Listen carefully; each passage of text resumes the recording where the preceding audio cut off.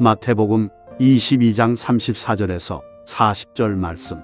예수께서 사두개인들로 대답할 수 없게 하셨다 함을 바리새인들이 듣고 모였는데 그 중에 한 율법사가 예수를 시험하여 묻되 선생님, 율법 중에서 어느 계명이 크니이까? 예수께서 이르시되 내 마음을 다하고 목숨을 다하고 뜻을 다하여 주 너의 하나님을 사랑하라 하셨으니 이것이 크고 첫째 되는 계명이요 둘째도 그와 같으니 내 이웃을 내 자신같이 사랑하라 하셨으니 이 두 계명이 온 율법과 선지자의 강령이니라. 아멘. 마태복음 22장 34절에서 40절 말씀 중심으로 다듬어진 만큼 사랑할 수 있습니다 라고 하는 제목으로 오늘 여러분들에게 하나님의 말씀을 증거하도록 하겠습니다. 오늘 우리가 마태복음 22장을 읽었습니다마는 조금 뒤로 넘어가서 마태복음 26장을 보면 예수님께서 십자가 지심을 앞에 두시고 제자들과 함께 마지막으로 기도의 동산 겟셋마네 동산을 찾으십니다. 성지순례를 하다 보면 이 겟셋마네 동산 코스가 있습니다. 그리고 이 겟셋마네 동산에 이렇게 보면 예수님께서 기도하셨다고 하는 그 바위도 나무 옆에 이렇게 놓여져 있습니다. 그래서 순례하는 사람들이 거기에 한 번씩 다 이렇게 찍었어? 이러고 한 번씩 다 사진을 찍고 그 자리를 지나갑니다. 사실 그 바위가 예수님이 기도하셨던 곳인지 아닌지는 잘 모르겠습니다. 안내하는 사람이 그렇다고 하니까 기념으로 한 장 남겼으면 좋겠다 해서 사진들을 찍습니다. 마태복음 26장에도 보면 십자가 지심을 앞에 두시고 예수께서 제자들과 함께 이 기도의 동산, 이 겟셋마네 동산을 오르십니다. 오르시면서 이때 예수님께서 제자들에게 말씀하십니다.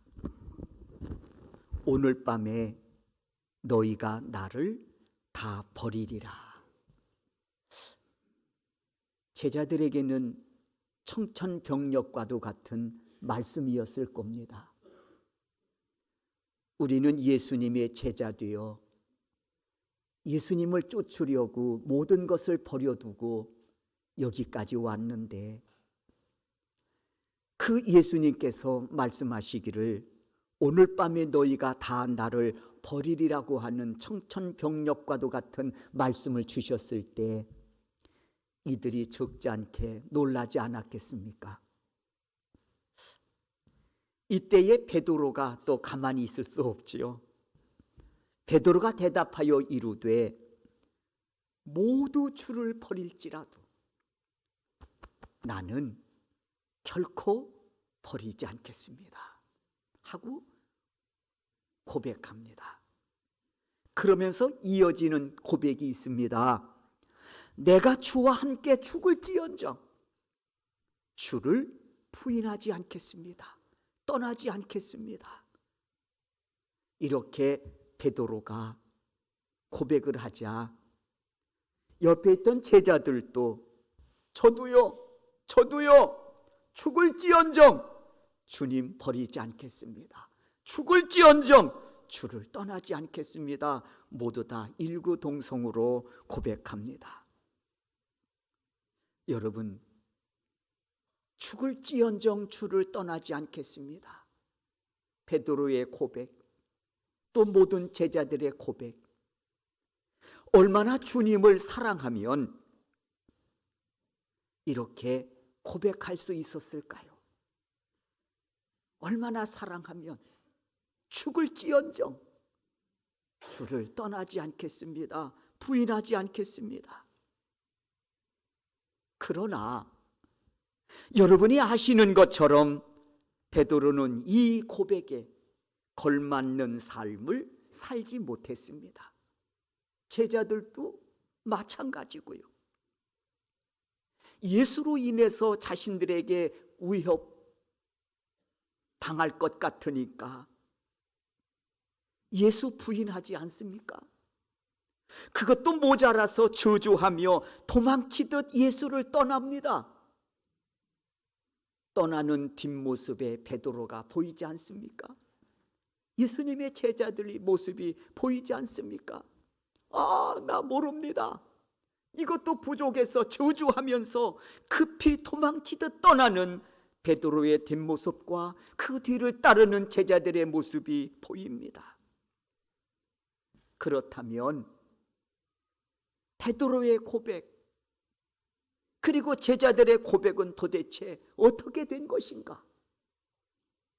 방금 전까지만 해도 죽을지언정 주님 부인하지 않겠다고, 죽을지언정 주님 떠나지 않겠다고 고백했던 이들의 고백은 거짓이었습니까? 여러분은 어떻게 생각하십니까? 거짓이었습니까?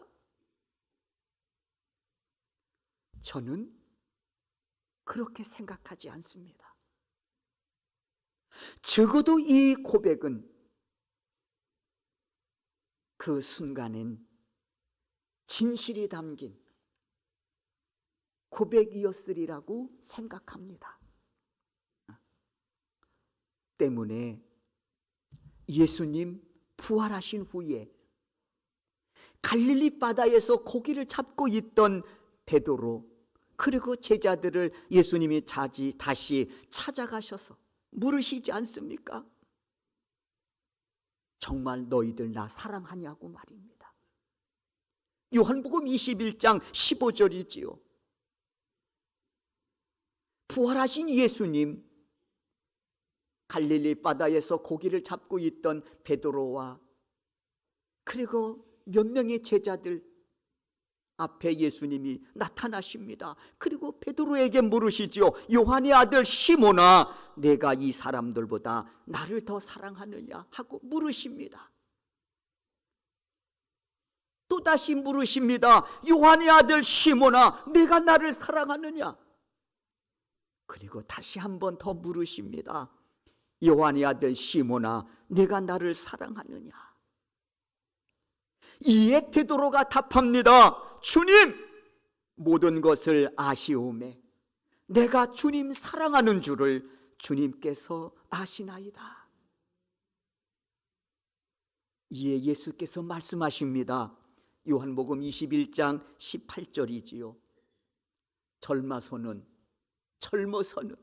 네가 천방지축 여기도 가고 싶으면 가고 여기도 가고 싶으면 가고 했지만 늙어서는 내 팔을 벌리리니. 무엇이 생각나십니까 여러분? 십자가가 생각나지 않습니까? 늙어서는 내 팔을 벌리리니 남이 내게 띠띠우고 원하지 않는 곳으로 데려가리라 말씀합니다. 여러분, 이 말씀은 너는 나를 위해 죽게 될 것이다, 사명으로 죽게 될 것이다, 순교를 말씀하고 있는 겁니다.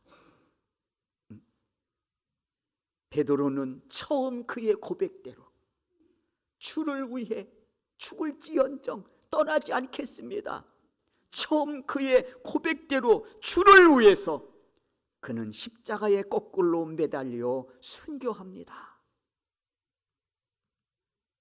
그리고 저는 이와 같은 베드로의 생애를 통해서, 그의 순교를 통해서 깨닫는 것이 있습니다.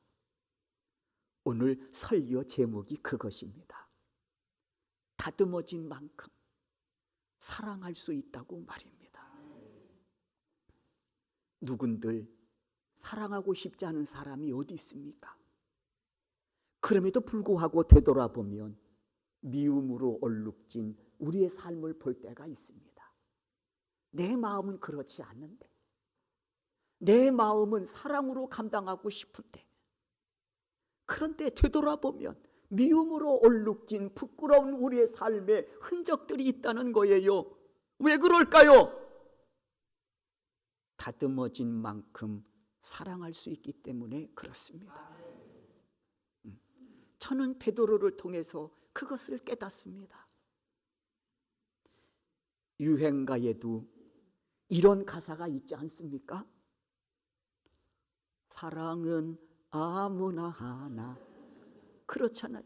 세상 사람도요, 알아요.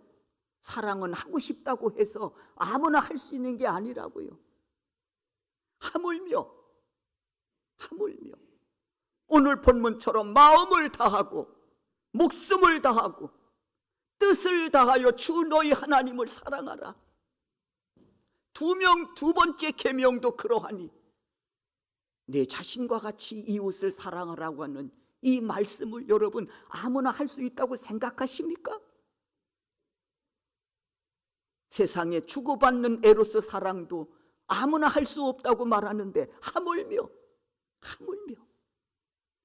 위로는 하나님을 사랑함에 있어서, 수평적으로는 내 이웃을 내 자신과 같이 사랑함에 있어서 아무나 할 수 있다고 생각하십니까?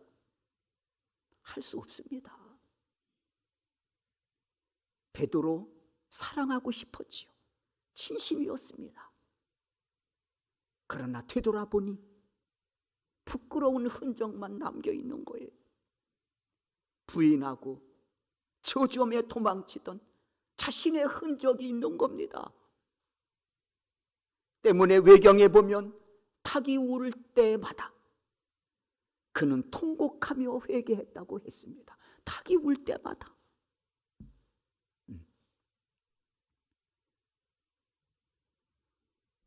그래서 오늘 제목을 이렇게 정한 거예요. 다듬어진 만큼 사랑할 수 있습니다. 그런 의미에서 여러분들은 하나님의 손길에 의해서 얼마나 다듬어져 가고 계십니까? 마태복음 22장 35절에 보면 어느 날 한 율법사가 예수를 시험하려고 묻습니다. 선생님, 율법 중에 어느 계명이 큽니까? 이에 예수께서 답하시지요. 내 마음을 다하고 목숨을 다하고 뜻을 다하여 주 너희 하나님을 사랑하라 하셨으니 이것이 크고 첫째 되는 계명이요 둘째도 그와 같으니 내 이웃을 내 자신과 같이 사랑하라고 답하십니다. 이게 오늘 본문의 말씀 아닙니까?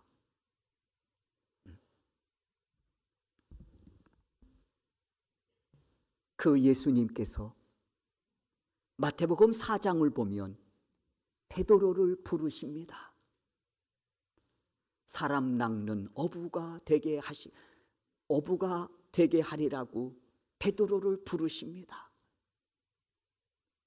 때문에 마태복음 4장은 베드로에게 있어서 소명장, 부르심을 받다, 소명장으로 말할 수 있습니다. 창세기 12장에서 아브라함에게 소명장이라고 하면 마태복음 4장은 베드로에게 소명장입니다. 어느 날 예수님께서 갈릴리 해변을 거느리시다가 두 형제 베드로라고 하는 시몬과 그리고 그의 형제 안드레를 만나십니다. 그리고 이르시기를 나를 따라오너라 내가 너희를 사람 낚는 어부가 되게 하리라고 부르셨을 때 그들은 그물을 버려두고 예수를 따랐다고 했습니다. 하지만 이때 베드로의 모습은 예수님이 쓰시기에 잘 다듬어진 반석이기보다는 거친 바위와 같았습니다. 반석으로 쓰기에는 너무 거친 바위와 같았다고 하는 것입니다. 이와 같은 사실은 부르심을 받고 난 이후에 베드로가 보여준 행적에서 우리는 잘 알 수 있습니다. 그가 얼마나 거친 바위와 같은 존재였는지 말입니다. 마태복음 14장을 보면 제자들이 밤 사경에 배를 타고 갈릴리 호수를 건너가고 있었습니다. 이 내용 여러분 거의 다 아시지요? 이때 이들은 뜻하지 않는 큰 풍랑을 만나 고난을 당합니다. 베드로나 안드레는 이 갈릴리 바다에서 평생 어부로 살아온 사람들입니다. 잔뼈가 굵은 사람들입니다. 어부로서. 그러나 이날 밤에 불어닥친 풍랑만큼은 속수무책이었다고 했습니다. 이젠 죽었구나 절망하고 있을 때 예수님께서 그 풍랑 위로 걸어오고 계셨지요. 이를 목도한 제자들 유령인 줄 알고 더 무서웠답니다. 그때 예수께서 말씀하시지요. 두려워하지 마라. 나 유령 아니야. 나 예수야. 예수님께 자신의 신분을 밝히시면서 제자들을 안심시켜 주십니다. 이때 베드로, 또 가만히 있으면 베드로가 아니지요. 마태복음 14장 27절에 보면 예수께서 두려워 떨고 있는 이들에게 안심시켜 주시면서 두려워하려고 말씀하시지요. 그때 베드로가 뭐라고 이야기합니까? 만일 주님이시거든 나를 명하사 물 위로 오라 하옵소서 청합니다. 부탁을 드리는 거죠. 정말 주님이십니까? 그러면 나를 명하사 물 위로 오라 하소서. 예수께서 말씀하십니다. 오라! 오라! 이에 베드로 배에서 뛰어내려 물 위로 걸어서 예수께로 가되 바람에 일렁이는 풍랑을 보고 무서워 빠져가는지라 소리질러 이르되 주여 나를 구원하소서 하니 예수님 즉시 그의 손을 잡아 주시면서 하시는 말씀이 있었습니다. 마태복음 14장 31절이지요. 다 같이 한번 우리가 이 말씀을 읽도록 하겠습니다. 읽습니다. 예수께서 즉시 손을 내밀어 그를 붙잡으시며 이르시되 믿음이 적은 자여 왜 의심하였느냐 하시고 그랬습니다. 칭찬의 말씀입니까? 책망의 말씀입니까? 후자지요. 즉시 손을 내밀어 그를 붙잡으시며 이르되 믿음이 적은 자여 왜 의심하였느냐. 이런 모습은 또 있습니다. 마태복음 16장이에요. 어느 날 예수님께서 제자들에게 물으시지요. 사람들이 나를 누구라고 하느냐? 예수님이 가시는 곳마다 인산인해 수많은 무리들이 예수를 쫓았습니다. 그 쫓는 무리들을 보시면서 제자들에게 물으시지요. 저들이 나를 누구라고 생각하냐? 이에 제자들이 답합니다. 어떤 사람은 세례 요한이라고도 하고요, 어떤 사람은 엘리야라고도 하고요, 어떤 사람은 에레미야 선지자 중에 하나라고 하더이다 라고 답합니다. 그러자 예수님 이번에는 제자들에게 물으시지요. 그렇다면 너희는 나를 누구라고 하느냐? 저들은 나를 세례 요한이라고, 저들은 나를 엘리야라고, 저들은 에레미야 선지자 중에 한 사람이라고 말하지만 그렇다면 너희는 나를 누구라고 하느냐 하고 제자들에게 물으십니다. 오늘도 이 질문은 우리에게 하시지 않을까요? 너는 나를 누구라고 하느냐? 응? 너는 나를 누구라고 하느냐? 통일한 질문 우리에게도 하시지 않겠습니까?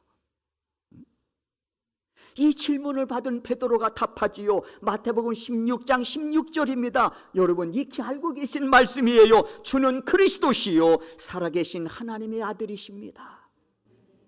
여러분 이 말씀은, 이 고백은 이런 뜻입니다. 예수 그리스도는 나를 죄에서 구원할 구원자이십니다. 그런 뜻입니다. 나를 죄악에서 건져 나를 구원하실 구원자이십니다. 이는 예수님이 원하시는 최고의 답변이었지요. 이에 예수님 베드로에게 이렇게 말씀하십니다. 바요나 시모나 내가 복이 있도다. 이를 내게 알게 한 이는 혈육이 아니고 하늘에 계신 내 아버지시니라. 네가 이 귀한 진리를 깨달은 것은 네가 잘나서가 아니라, 내 믿음이 대단해서가 아니라, 하늘에 계신 내 아버지께서 복을 주셨기 때문이니라. 그러면서 이어서 이 믿음을 통해서 그가 받아야 될 복들에 관하여 예수께서 말씀하십니다. 또 내가 내게 이르노니 너는 베드로라. 이 반석 위에 내 교회를 세우리니 음부의 권세가 이기지 못하리라. 내가 천국 열쇠를 내게 주노니 너는 땅에서 무엇인지 매면 하늘에서도 매일 것이요 내가 땅에서도 무엇이든지 풀면 하늘에서도 풀리리라 하시고 말씀합니다. 이 말씀을 받은 베드로, 이 엄청난 이 약속의 말씀을 받은 베드로 얼마나 기쁘고 감격스러웠을까요? 거칠고 다듬어져야 될 바위 같은 이 존재가 반석이 되었다고 하시니, 이 반석 위에 주님의 몸된 거룩한 전을 세우시겠다고 말씀하셨으니 얼마나 기쁘고 감사했겠느냐 말입니다. 당연히 그리해야 되겠지요. 그런데 여기서 베드로는 중요한 사실 한 가지를 놓치고 있었습니다. 기쁨 당연한 거예요. 감사 당연한 거예요. 그런데 중요한 사실 한 가지를 지금 놓치고 있다는 거예요. 이 엄청난 은혜가 예수님 말씀대로 어떻게 자신에게 주어졌는지를 깨달았어야 한다는 것입니다. 잘나서가 아니지요. 내 믿음이 대단해서가 아니지요. 하나님이 알게 하시는 은혜가 있었기 때문이었다는 것입니다. 그렇다면 베드로는 이 엄청난 은혜 앞에 어떻게 처신해야 했을까요? 더더욱 자신을 성찰하고 겸손함으로 이 은혜가 누가 되지 않도록 했어야 했음이 옳은 자세였습니다. 자기 자신을 성찰하고 주신 은혜 앞에서 더더욱 자신을 성찰하고 부족함을 더더욱 깨닫고 인하여 주신 은혜 앞에 더 겸손함으로 이 주신 은혜가 은혜되도록 그가 힘써야 했다는 것입니다. 기쁨도 중요하고 감사도 중요하지만 말이에요. 그런데 그는 그러지를 못했습니다. 왜요? 다음에 일어나는 사건을 보면 알 수 있습니다. 열매를 보면 나무를 알듯이 이 엄청난 은혜를 입고 난 다음에 이 베드로가 행한 일을 보면 알 수 있다는 거예요. 마태복음 16장에 보면 예수께서 제자들에게 이런 말씀을 하십니다. 자신이 예루살렘에 올라가면 장로들과 대제사장들과 서기관들에게 많은 고난을 받고 죽임을 당할 것이라고 말씀합니다. 얘들아, 내가 이번에 예루살렘에 올라가면 나 죽게 될 거야. 십자가에 달려 죽게 될 거야. 그러나 3일 만에 살아날 것이다. 엄청난 말씀을 하고 계신 겁니다.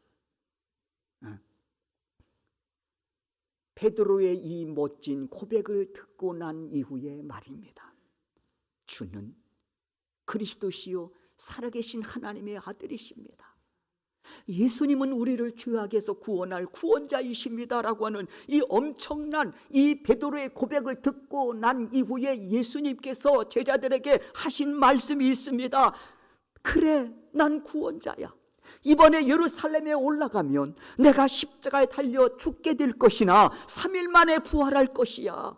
이 말씀을 하셨단 말이에요.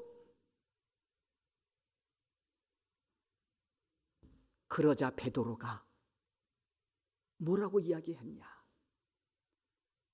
답변을 보면 항변했다고 했습니다. 항변한 거예요. 그게 무슨 소리냐고. 우리는 예수를 따르기 위해서 모든 것을 버려두고 여기까지 쫓아왔는데 죽으신다고요? 그런데 3일 만에 부활하신다고요? 에이, 안 됩니다. 항변했다고 했습니다. 여러분, 예수님이 이 뜻을 이루기 위해서 오신 분 아닙니까? 그리고 그 구원 사역을 펼치시겠다고 말씀하십니다. 그런데 안 된다고 가라막어서요? 이럴 수 있습니까? 구원 사역 안 된대요. 그럴 수 없다는 거예요. 항변했다고 했다고요.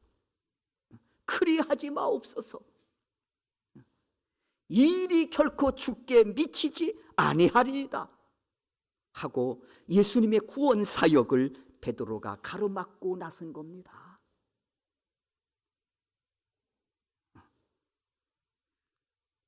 이에 예수께서 베드로에게 뭐라고 말씀하셨는지 아시지요? 마태복음 16장 23절에서부터 24절입니다. 이 말씀을 듣고 난 이후에 예수께서 베드로에게 하신 말씀입니다. 다 같이 한번 이 말씀을 읽도록 하겠습니다. 읽습니다.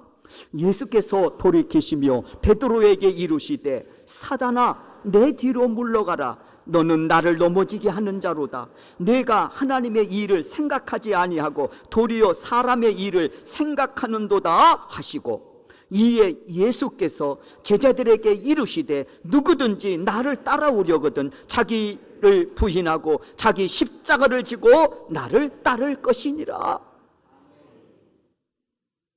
예수께서 항변하는 베드로에게 주신 말씀입니다. 나를 따르려거든 자기를 부인하라. 충동적인 마음, 영웅 심리 다 십자가 앞에 내려놓고 자기 십자가를 지고 따르라고 말씀하고 있는 겁니다. 그런데 이 말씀을 받은 베드로 얼마 후에 또 한 번 실수를 저지르지요. 예수 모른다고 부인하고 저주하는 사건이 또 발생하는 겁니다. 여기서 끝나나요? 또 있습니다. 베드로 부활하신 예수님을 만나고서도요, 제자들을 선동해가지고 야, 나 갈릴리 바다로 고기 잡으러 갈 거야, 나 따라올 사람, 선동해가지고 갈릴리 바다로 고기 잡으러 갑니다. 그럼에도 예수님은 베드로를 포기하지 않고 그 갈릴리 바다까지 찾아가시지 않습니까? 그리고 빈 그물로 돌아온 그에게 깊은 데로 가서 그물을 내려 고기를 잡으라고 말씀을 주십니다.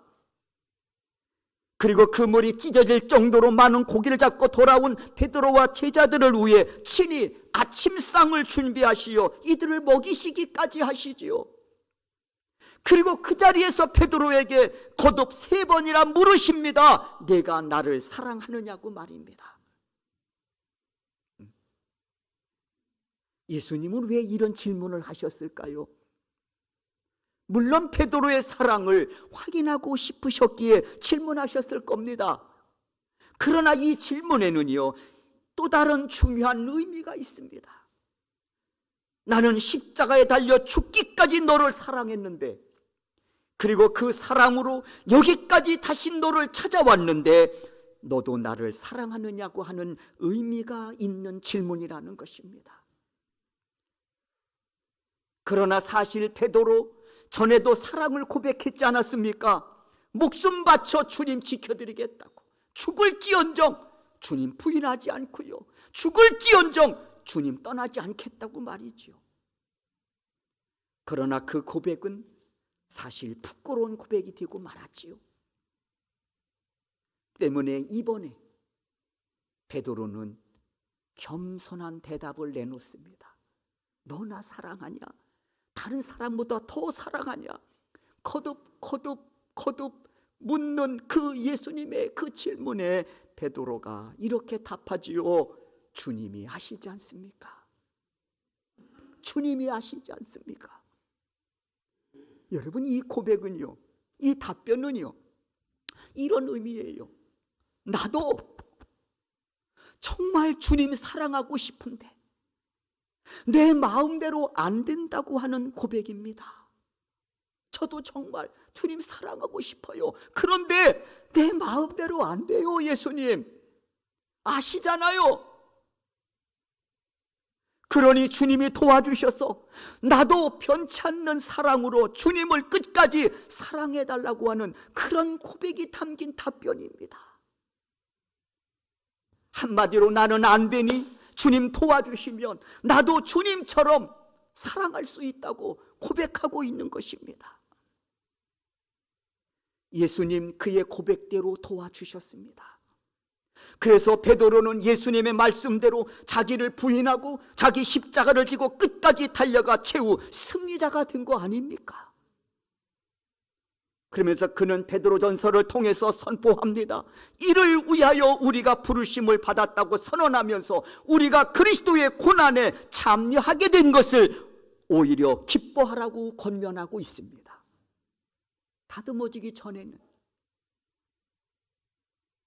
고난이 두려워서, 그 고난이 부끄러워서 저주하며 도망쳤던 그가 주님의 그 끊임없는 사랑으로 다듬어지고 난 이후에, 그리고 다듬어진 그에게 주께서 능력을 부어주심으로 인하여 그가 이제는 이렇게 고백합니다. 그리스도의 고난에 참여하게 된 것을 오히려 나는 기뻐한다고 말입니다. 그러면서 베드로가 성도들에게 권면합니다. 너희도 그리스도의 고난에 참여하게 되거들랑 두려워하지 말고 기뻐하라고 권면하고 있는 것입니다. 그러면서 그는 순교의 반열에 서서 자기의 목숨을 고백대로 주를 위해 드립니다. 이는 그가 대단한 사람이 때문이 아니라, 대단한 사람이기 때문이 아니라 그리할 수 있도록 주님은 끊임없이 그를 다듬어 주셨고, 다듬어진 그에게 능력으로 덧입혀 주셨기 때문에 그의 진심 어린 고백대로 그 고난의 길을 끝까지 달려가 최후 승리자가 되었던 것입니다. 이 은혜가 너무 감사해서 그는 거꾸로 매달려 순교의 길을 택합니다. 십자가에 거꾸로 매달려 순교의 길을 택합니다. 여러분, 베드로를 다듬으셨던 하나님, 그 사랑이 오늘 우리와도 함께하고 계심을 믿습니다. 사랑하는 우리 소명교회 성도 여러분, 내게도 다듬어져야 될 거친 모습들이 있습니까? 믿음의 눈을 열어 보게 되는 복이 있기를 주의 이름으로 축원합니다. 너의 눈은 봄으로 복이 있다고 했는데, 여러분 먼저 그 복된 믿음의 눈을 열어 다듬어져야 될 내 모습을 먼저 볼 수 있기를 주의 이름으로 축원합니다. 그리고 겸손히 다듬어져야 될 부분들을 주님께 맡기시며, 나도 주님 반석으로 다듬으셔서 하나님의 그 영광 위에 멋지게 쓰임받는 성공적인 인생으로 우리를 책임져 주실 줄로 믿습니다. 이를 위해서 예수님이 오셨고요, 이를 위해서 십자가에 달려 죽으셨고요, 이를 위해서 3일 만에 부활하심으로 우리에게 죄 사함과 영생의 길을 열어놓으시면서 사명까지 주신 줄로 믿습니다. 사순절 이 기간을 통해 이 은혜를 기억하고 이 은혜로 다시 한번 단단히 무장해서 주님의 거룩한 그 손길에 아름답게 다듬어져 가는, 그래서 멋진 세워주신 삶의 자리에서 정말 멋진 반석되어 보석처럼 쓰임받는 여러분 되시기를 주의 이름으로 축원합니다.